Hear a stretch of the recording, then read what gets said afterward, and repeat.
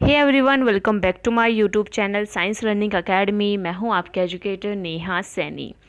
तो पिछली क्लास में हमने डिस्कस किया था वेदर के बारे में, ठीक है, और आपके इसमें कुछ डाउट्स भी थे। तो चलिए सबसे पहले मैं आपके वो डाउट्स क्लियर कर देती हूँ, उसके बाद हम आगे चैप्टर की ओर बढ़ेंगे, ठीक है। तो सबसे पहला जो डाउट था वो था रेन गेज क्या होता है, ठीक है। ये जो रेन गेज है ये होता क्या है। बेसिकली जैसे मैंने बताया था, ये रेन गेज जो है वो यूज़ किया जाता है किसके लिए, रेन को कैलकुलेट करने के लिए, ठीक है, कि कितने एमएम में रेन जो है वो होगी। ओके, तो ये क्या है, रेन गेज क्या है, एक इंस्ट्रूमेंट है जिसके थ्रू हम क्या करते हैं, रेन को कैलकुलेट करते हैं। ओके, सेकंड क्वेश्चन जो इसी से पूछा गया था कि फनल क्या होता है। ये क्या है, ये आपका फनल है। ये जो यहाँ पर आपका दिख रहा है ये क्या है, आपका फनल है, ठीक है। ये जो आपको ऑब्जेक्ट यहाँ पे दिख रहा है इस शेप का, ये क्या है, फनल है। फनल आपने अपनी डेली लाइफ में भी देखा होगा, जब आप कोई तेल वगैरह या कुप्पी जिसको हम बोलते हैं, ठीक है, वो भी क्या एक फनल ही है जिसके थ्रू आप क्या कर रहे हैं, तेल को कनस्तर में या किसी बोतल में आप डालते हैं, ठीक है।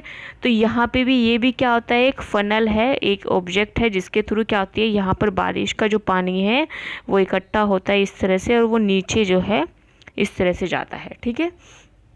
तो ये रेन गेज है जिसके थ्रू हम क्या करते हैं, रेन को डिटरमाइन करते हैं। ओके, क्लियर हो गया इतना चीज़।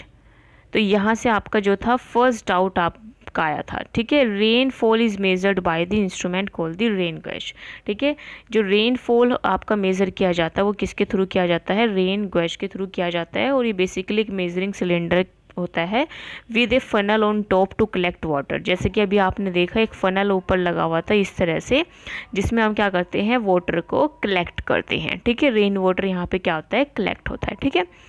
अब यहाँ पे तीसरा क्वेश्चन जो आपका पूछा था वो तीसरा क्वेश्चन था आपका कि मैम फिनोमिना क्या होता है, ठीक है। ये रागनी का क्वेश्चन था कि फिनोमिना क्या होता है। देखो फिनोमिना क्या है, बेसिकली अगर हम हिंदी में बात करें, सिंपल सी लैंग्वेज में बात करें, क्या एक घटना है, ठीक है।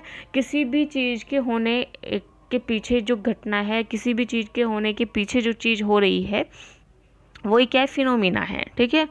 तो ये क्या है, फिनोमिना होता है कोई भी घटना, ठीक है, या कोई भी जो चीज़ हो रही है उसी को हम क्या कहते हैं, फिनोमिना कहते हैं, ठीक है। कि एयर पोल्यूशन का जो है, एयर पोल्यूशन एक फिनोमिना है, ठीक है, एक नेचुरल फिनोमिना है या फिर क्या है, आर्टिफिशियल फिनोमिना है। इस तरह से आपने सुना होगा ना, एयर पोल्यूशन नेचुरली भी हो जाता है और एयर पोल्यूशन आर्टिफिशियल यानी कि ह्यूमन मेड भी होता है। जो लोग जो है इतना ज़्यादा डिफोरेस्टेशन कर रहे हैं, इतने ज़्यादा व्हीकल्स को यूज़ कर रहे हैं, इसके थ्रू भी एयर पोल्यूशन होता है, ठीक है। तो इस तरह से क्या है आपका ये फिनोमिना हो गया, ठीक है। ये एग्जाम्पल मैंने यहाँ पे दिया था बेसिकली, जैसे यहाँ पे लिखा है ना, the weather is such a complex phenomena. ये क्या है, कॉम्प्लेक्स फिनोमिना है, एक कॉम्प्लेक्स क्या है, घटना है, ठीक है, जिसमें हम वे जो क्या है आपका जो टेम्परेचर है, ये जो वेदर है वो टाइमली क्या करता है, वेरी करता है, ठीक है। आई थिंक ये आपको समझ में आ गया होगा कि फिनोमिना का मीनिंग क्या होता है, ठीक है। कोई भी घटना के बारे में जो हम बात कर रहे हैं, कि कोई भी घटना जो हो रही है, ठीक है, उसके बारे में जो हम बात कर रहे हैं वही क्या आपका फिनोमिना है, ठीक है, इन सिंपल लैंग्वेज। चलिए अब टॉपिक स्टार्ट करते हैं, climate.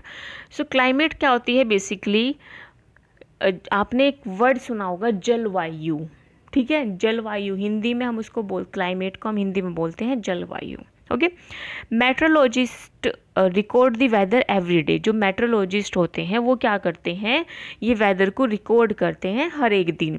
The record of weather have been preserve for the past several decades. और बहुत सालों तक ये जो रिकॉर्ड है वो रखा रहता है, प्रिजर्व करके रखते हैं, जिसके थ्रू हम क्या करते हैं, डिटरमाइन करते हैं वेदर का पैटर्न, ठीक है। यानी कि हम क्या करते हैं, डे बाय डे जो मेट्रोलॉजिस्ट हैं वो क्या करते हैं, रिकॉर्ड करते हैं वेदर को। और ये जो रिकॉर्ड है वो बहुत सालों तक रखा रहता है, क्योंकि इसके थ्रू हम क्या जान पाते हैं कि वेदर का पैटर्न कैसा है। किसी शहर में गर्मी बहुत ज़्यादा हो रही है, किसी स्टेट में गर्मी बहुत ज़्यादा होती है, किसी स्टेट में ठंड बहुत ज़्यादा होती है। तो हमें किसके थ्रू पता चलता है, जब हम पूरी बहुत सालों की जो वेदर की रिपोर्ट है उसको देखते हैं, उसके थ्रू हमें ये चीज़ पता चलती है, ठीक है। These help us to determine weather pattern at a place. यानी कि ये हेल्प करता है कि हम वेदर पैटर्न को पहचान सके किसी भी जगह का। The average weather pattern taken over a long time, जो एवरेज वेदर पैटर्न होता है वो क्या करता है, कम से कम वो 25 साल लेता है, ठीक है। It is called climate of the place. Basically ये जो लाइन है यही क्या है, डेफिनेशन है किसकी, क्लाइमेट की। जो एवरेज वेदर पैटर्न होता है जिसमें हमें 25 साल लग जाते हैं, एक लंबे समय लग जाता है, उसी को हम क्या कहते हैं, क्लाइमेट कहते हैं उस प्लेस का। इसका मतलब क्या है कि अगर आप कहीं पर गए हैं, ठीक है, आपने देखा वहाँ कोई किसी जगह का जो टेम्परेचर है वो मैक्सिमम है, मतलब बहुत ज़्यादा वहाँ पे टेम्परेचर हाई रहता है, ठीक है। तो वो उसका क्लाइमेट कैसा होगा, जिसका टेम्परेचर हाई रहता है तो उसकी एवरेज वैल्यू भी क्या आएगी, आपकी हाई आएगी। तो एवरेज वेदर पैटर्न अगर आप देखेंगे उसका, तो वो जगह का जो क्लाइमेट होगा वो भी क्या होगा, गर्म होगा, ठीक है। If there is also heavy rainfall, अगर वहाँ पे बहुत ज़्यादा बारिश होती है of the days in same place पर, यानी कि वहाँ पे गर्मी तो है ही, उसके साथ साथ वहाँ पे बारिश भी बहुत ज़्यादा होती है, तो ऐसी जगह का क्लाइमेट को आप क्या कहेंगे कि वहाँ का जो क्लाइमेट है वो गर्म के साथ साथ नमी वाला भी है, ठीक है, गीला भी है, क्योंकि वहाँ पे जितनी ज़्यादा गर्मी होती है उतनी ज़्यादा बारिश भी होती है, ठीक है। फिर यहाँ पे आपको एक टेबल दी गई है, 2 जगह की टेबल दी गई है, ठीक है, इंडिया की ये दोनों ही जगह है। यहाँ पे आपको जो मीन टेम्परेचर है for given month is found in 2 steps. यहाँ पे बताया गया है कि अगर आपको मीन टेम्परेचर देखना है मंथ्स का, तो आप क्या करेंगे, 2 स्टेप्स को फॉलो करेंगे। सबसे पहले तो आप find the average of temperature, ठीक है, यानी कि आप मंथ का क्या करेंगे, एक एवरेज टेम्परेचर निकालेंगे। फिर दूसरे में आप क्या करेंगे, calculate the average of such average period over many years. इसी तरह से आप क्या करेंगे, बहुत सालों का भी क्या करेंगे, एवरेज टेम्परेचर निकालेंगे। फिर आप देखेंगे कि इन दोनों प्लेस में क्या डिफरेंस है। जहाँ पे देखिए टेबल के थ्रू ये चीज़ हम समझते हैं बेसिकली। यहाँ पे श्रीनगर यानी कि जम्मू एंड कश्मीर, और यहाँ पर सेकंड जो है वो क्या है, तिरुवनंतपुरम यानी कि केरला। ओके, 2 जगह यहाँ पर ली गई है, इंडिया की दोनों जगह है। तो यहाँ पे अगर आप देखेंगे मीन टेम्परेचर डेली का मिनिमम कितना है और मैक्सिमम कितना है, यहाँ पे मीन निकाल लिया है टेम्परेचर का। इसी तरह से यहाँ पे भी क्या निकाल दिया है, मीन निकाल दिया है टेम्परेचर का, ठीक है, डेली का मिनिमम, मैक्सिमम कितना है और कितना रेनफॉल हो रही है, ठीक है, यानी कि यहाँ पे एवरेज निकाल दिया है।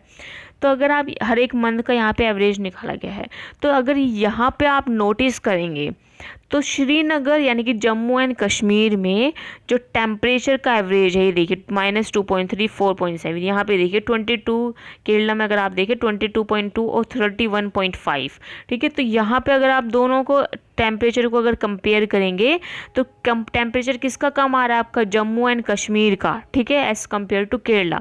तो अगर हम दोनों की देखें तो कौन सी प्लेस गर्म होगी, तो अगर हम देखेंगे जम्मू एंड कश्मीर एंड केरला में, तो केरला जो होगी वो बहुत ज़्यादा गर्म होगी, ठीक है, in comparison to Jammu and Kashmir, ठीक है। और जम्मू एंड कश्मीर क्या है, थोड़ा कम गर्म होगा, और वहाँ पर जो बारिश जो है यानी कि वेट क्लाइमेट वहाँ को आपको देखना पड़ेगा, क्योंकि अगर आप यहाँ पे देखेंगे जैसे जनवरी में यहाँ पे बारिश कितनी हुई है, 57 mm हुई है, और अगर आप देखें केरला में वो 23 mm है। तो एवरेज अगर आप देखेंगे तो बारिश का एवरेज भी क्या है, हर एक मंथ में डिफरेंट आपको देखने के लिए मिल रहा है, ठीक है।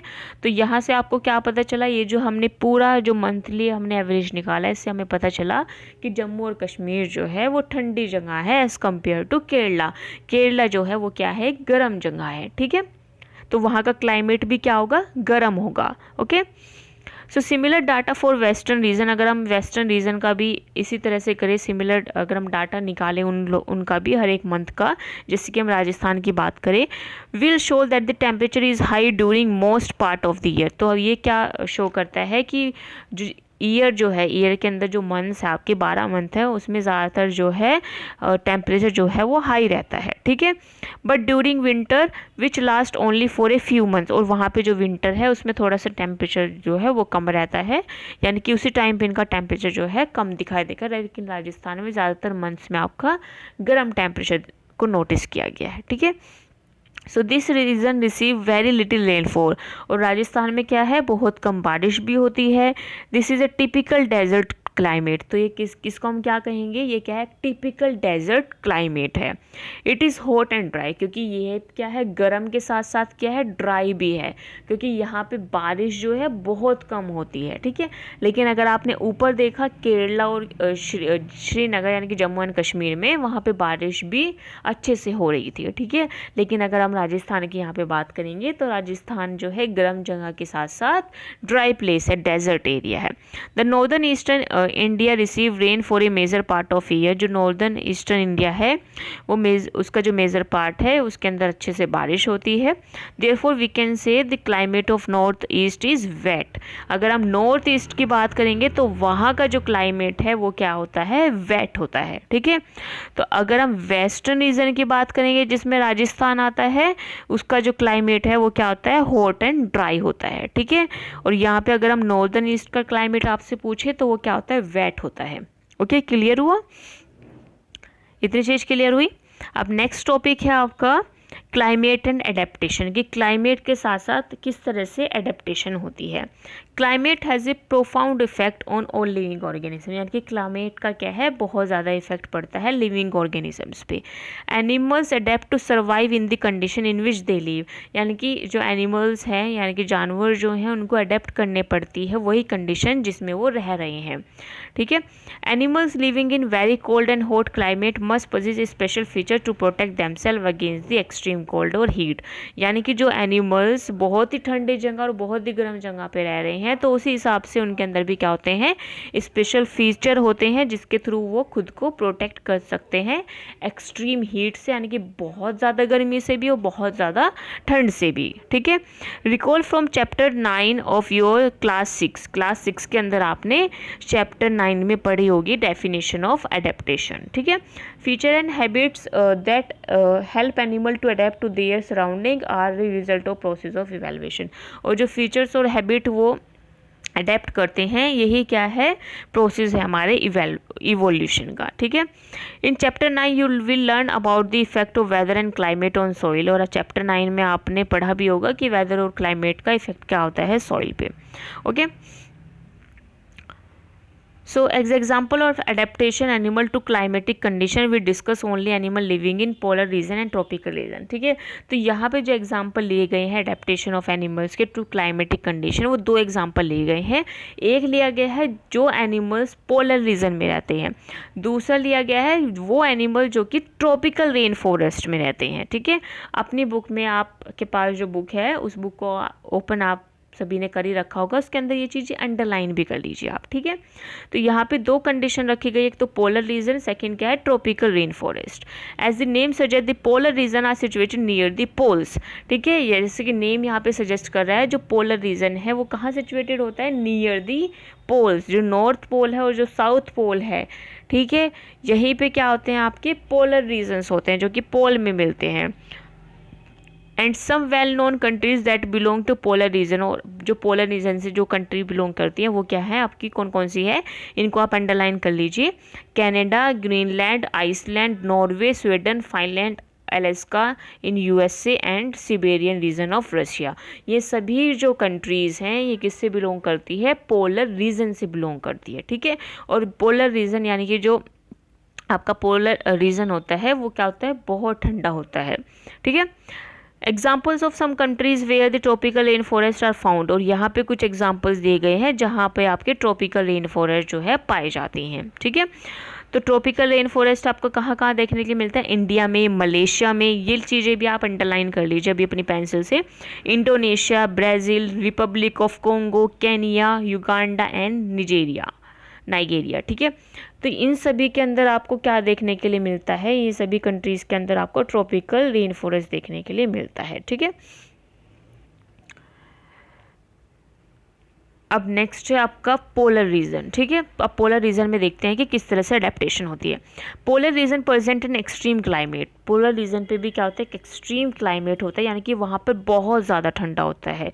6 महीने तक तो वहाँ पर जो सन है बिल्कुल भी छिपता नहीं है। ठीक है, और आपके जो 6 महीने जो बचे हैं उनमें जो सन है वो उगता ही नहीं, यानी कि सनराइज होता ही नहीं है। 6 महीने सनराइज नहीं होता है, 6 महीने सनसेट नहीं होता है, तो वहाँ पे क्या एक्सट्रीम टेम्परेचर होता है। और विंटर्स के अंदर अगर हम बात करें तो विंटर्स के टाइम पे वहाँ पे जो टेम्परेचर दिखाई देता है बहुत कम दिखाई देता है, -37 डिग्री सेल्सियस। ये बहुत बहुत ज़्यादा कम टेम्परेचर होता है। Animals living there have adapted to severe condition, तो वहाँ पे जो एनिमल्स रह रहे होंगे उनको अडेप्ट करने के लिए भी उनके पास स्पेसिफिक फीचर्स होने चाहिए, तभी वो वहाँ पर रह सकते हैं।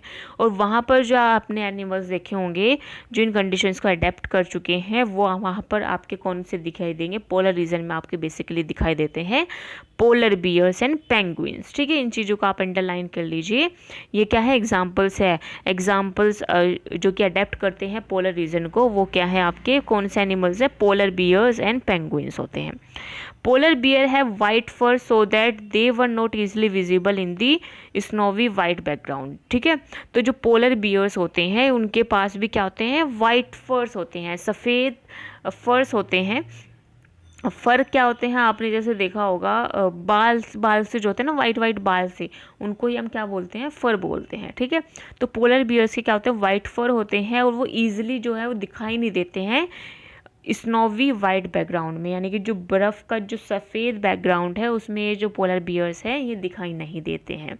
इसकी वजह से क्या होता है, ये प्रोटेक्ट हो जाते हैं अपने प्रीडेटर से, यानी कि कोई एनिमल अगर इनको खाना चाहता है तो उससे छिपने के लिए जो पीछे का बैकग्राउंड है जहाँ पे बहुत सारी बर्फ़ पड़ी हुई है उससे, और उनका जो कलर है वो जो पोलर बियर का कलर है, दोनों का क्या होता है, वाइट वाइट होता है, तो इसके थ्रू ये क्या होते हैं, ये बच जाते हैं अपने प्रीडेटर से। ठीक है, यानी कि जो उनको खाने वाला होता है उनसे वो बच जाते हैं, अपने आप को प्रोटेक्ट कर लेते हैं।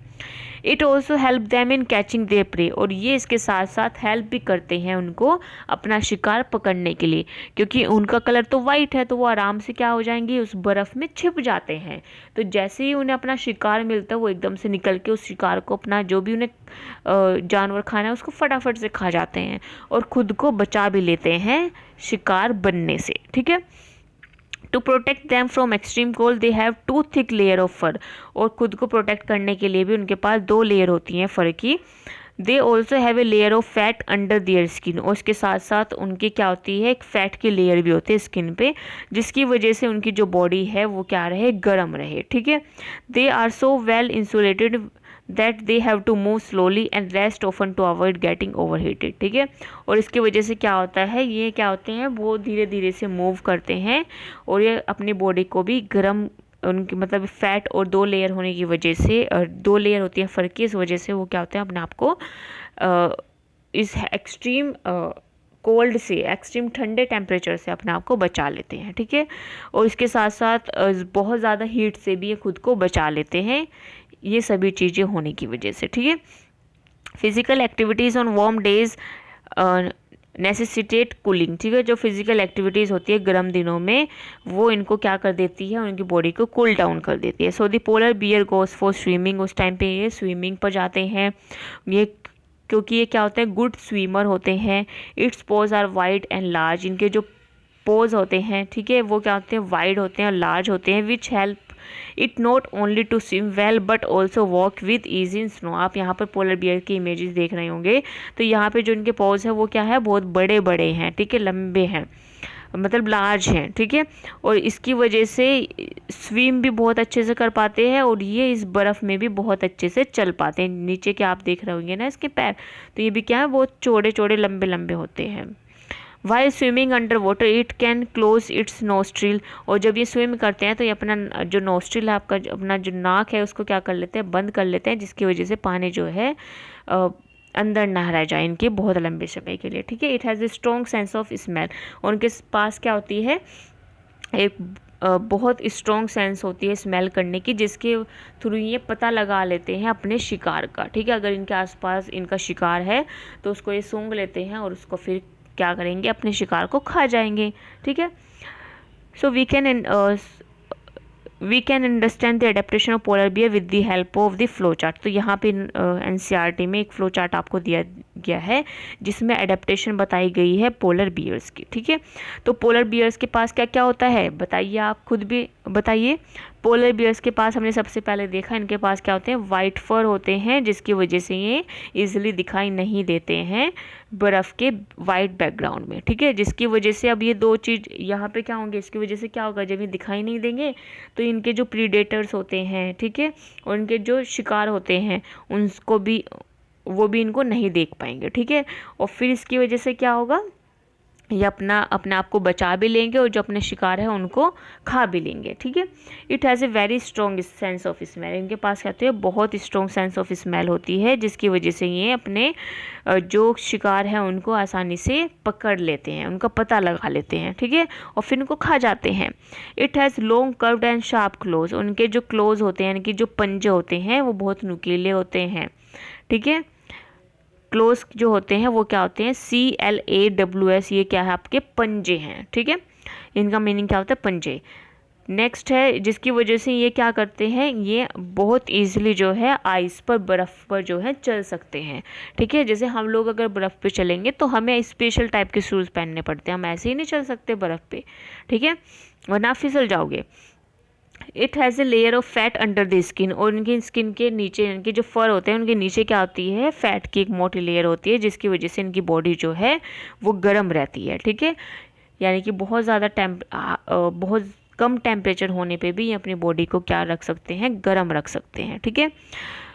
और इनके पास 2 लेयर होती है फर की, जिसकी वजह से ये कोल्ड वेदर में यानी कि बहुत ठंडे वातावरण में भी अपने आप को उस ठंड से बचा सकते हैं, ठीक है। Another well known animal living in the polar reason is the penguin, और सेकंड जो होता है वो क्या है, पेंगुइन होता है, जो कि कहाँ पर रहता है, पोलर रीजन के अंदर ही रहता है। ये भी वाइट होते हैं, merges well and with the, तो यहाँ पे जो इमेज दिखाई गई थी पेंगुइन की थी, ठीक है। पोलर बियर्स की अभी मैंने आपको दिखाई थी ना पोलर बियर, ये है देखो पोलर बियर की इमेज, ये वाली, ये देखो यहाँ पे वाइट फर आपको दिख रहे होंगे, ये क्या है, पोलर बियर है, और ये क्या है, पेंगुइन्स होते हैं, ठीक है। तो ये भी कहाँ रहते हैं, पोलर रीजन्स में रहते हैं, और ये भी वाइट होते हैं और merges well with the white background, ठीक है। ये भी जो वाइट बैकग्राउंड है उसमें ही मर्ज हो जाते हैं, यानी कि इनका भी जो कलर है वो पता नहीं चलता एकदम से वाइट बैकग्राउंड पे। It also has a thick skin, इनके पास भी बहुत मोटे थिक स्किन होती है और फैट होता है, ठीक है, जिसकी वजह से ये क्या होते हैं, ठंड से अपने आप को बचा लेते हैं। तो यहाँ पे अगर आप देख रहे होंगे, पिक्चर्स को देख रहे होंगे, तो यहाँ पे क्या है, जो पेंगुइन्स है वो क्या है, इकट्ठे खड़े हुए हैं, ठीक है। So this they do to keep warm, तो इस तरह से खड़े होकर भी ये क्या करते हैं, अपनी बॉडी को गर्म रखते हैं, खुद को क्या रखते हैं, वार्म रखते हैं, ठीक है। और आपने भी देखा होगा, recall how warms you feel when you are in hall full of peoples, ठीक है। तो आप लोगों ने भी देखा होगा कि जब आप एक हॉल में बहुत सारे लोग हैं तो आप भी वहाँ पे क्या करते हैं, गर्मी बहुत ज़्यादा महसूस करते हैं, ठीक है। तो इस तरह से ये लोग भी क्या होते हैं, आपस में एकदम से खड़े हो जाते हैं, जिस वजह से इनकी बॉडी भी क्या रहती है, गर्म होती है। तो इस तरह से जो है पोलर बियर्स और पेंगुइन्स जो है अडेप्ट करते हैं कोल्ड क्लाइमेट्स को, ठीक है। जो पोलर रीजन है उसको अडेप्ट करते हैं, यानी कि अगर क्लाइमेट बहुत ज़्यादा ठंडा है तो उसको क्या कर लेते हैं, ये अडेप्ट कर लेते हैं, ठीक है। तो आज के लिए बस इतना ही हम करेंगे, नेक्स्ट में हम करेंगे यहाँ से शुरू। Like polar bears penguins are also good swimmer, their bodies are streamline, ठीक है। तो यहाँ तक, चलो यहाँ तक मैं कंप्लीट कर देती हूँ, फिर हम कल जो शुरू करेंगे वो शुरू करेंगे यहाँ से अदर एनिमल्स से, ठीक है। तो लाइक पोलर बियर और पेंगुइन्स, यानी कि जो पोलर बियर की तरह जो पेंगुइन्स होते हैं वो भी गुड स्विमर होते हैं, इनकी बॉडी में भी स्ट्रीम लाइन प्रेजेंट होती है, और इनके जो पैर होते हैं, ठीक है, यहाँ पे देखिए इमेज देखिए, इनके जो फीट होते हैं उन पे क्या होते हैं, वेब्स होते हैं, जाल होते हैं, और मेकिंग दैम गुड स्विमर, जो क्या बनाते हैं, इनको गुड स्विमर बनाते हैं, ये बहुत अच्छे से क्या कर सकते हैं, स्विम कर सकते हैं, ठीक है। और यहाँ से other animals living in the polar reason, यहाँ से हम करेंगे कल, क्योंकि आपकी क्लास का टाइम भी ओवर हो चुका है, ठीक है। अब आप अपनी नेक्स्ट क्लास को ज्वाइन कर लीजिए, ओके। तो यहाँ से इस वाले टॉपिक से अदर एनिमल्स लिविंग से हम करेंगे नेक्स्ट वाले क्लास में, और कल जो है यह चैप्टर आपका कंप्लीट हो जाएगा। फिर नेक्स्ट क्लास में हम क्या करेंगे, जो यहाँ पे जो क्वेश्चंस दे रखे हैं उनको सॉल्व करेंगे। ओके, सो आई होप आज का सेशन भी आपको पसंद आया होगा और आपको अपनी अटेंडेंस जो है, अपनी अटेंडेंस के लिए ये बेसिकली बहुत इंपॉर्टेंट काम है। अपनी अटेंडेंस के लिए आपको अपना नाम और अपनी क्लास जो है, जो आपका रियल नेम है, ठीक है, जैसे रागनी पांडे, तो रागनी पांडे और उनकी जो क्लास है 7th A वो आपको लिखनी है। इस तरह से और बच्चे भी अपनी जो अटेंडेंस है उसको यहाँ पर लिखेंगे, जिससे मैं आपकी अटेंडेंस जो है वो क्लास टीचर तक पहुँचा सकूँ, ठीक है। So that's all for today. अब मिलते हैं नेक्स्ट सेशन में। Bye everyone, thanks for joining.